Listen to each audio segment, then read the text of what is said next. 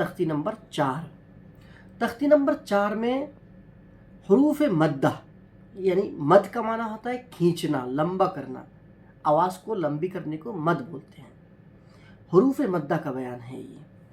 تختی نمبر 4 جو نورانی قاعدہ میں ہے وہ یوں لکھا ہوا ہے کہ تختی نمبر 4 حروف مدہ. حروف مدہ 3 ہیں، الف، یا، واو. ان تینوں کو ایک الف کے برابر کھینچ کر پڑھیں. اس کو مد اصلی بولتے ہیں، مد طبعی بھی بولتے ہیں.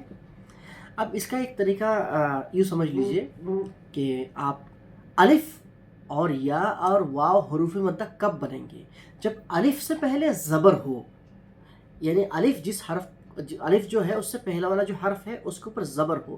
جیسے کہ با، الف زبر با. اب با کے اوپر زبر ہے، اس کے بعد الف ہے اور اس سے پہلے اب کیا ہوا؟ زبر ہوا. لہٰذا الف اس سے پہلے زبر ہے تو ایک الف کے برابر کھینچ کے پڑھیں گے با. جبکہ اپنے پیچھے حرکت میں آپ نے پڑھا تھا با زبر با، اور یہ ہے با الف زبر با. یہ فرق ہے حرکات اور حروف مدہ میں. جیم الف زبر جا، جیم زبر جا حرکت. اسی طرح سے یا ساکن جس سے پہلے زیر ہو، یا ساکن جس سے پہلے زیر ہو. جیسا کہ آپ یوں کہیں کہ با یا زیر بی، یا ساکن سے پہلے زیر ہے. اب با یا زیر بی اس کو آپ نے کھینچ کے پڑھا ہے، اور جبکہ آپ اس کو حرکات کے اندر جو ہے با زیر بی یہ پڑھتے ہیں. جیم زیر جی، لیکن حروف مدہ جب ہو تو جیم یا زیر جی. اور اسی طرح سے پیش، یعنی کہ واو ساکن اس سے پہلے پیش ہو. تو جیسے جیم واو پیش جو، ہا واو پیش ہو. تو یہ ہے حروف مدہ.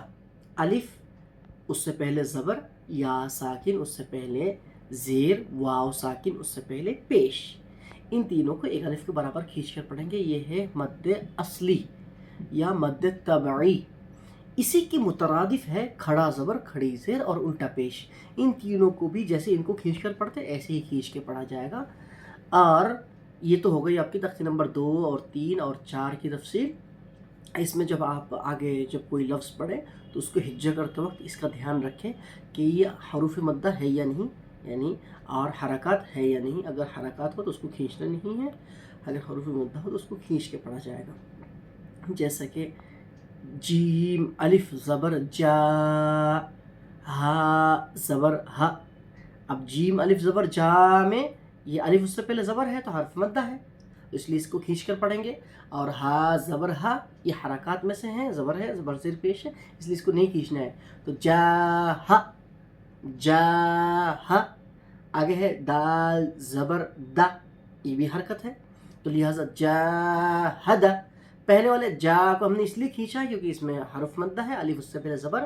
باقی جو دونوں حروف ہیں جی ہا اور دال اس میں چونکہ حرکات ہے، زبر ہے دونوں جگہ، اس لیے اس کو نہیں کھینچیں گے. جا ہدا، جا ہدا، جا ہدا.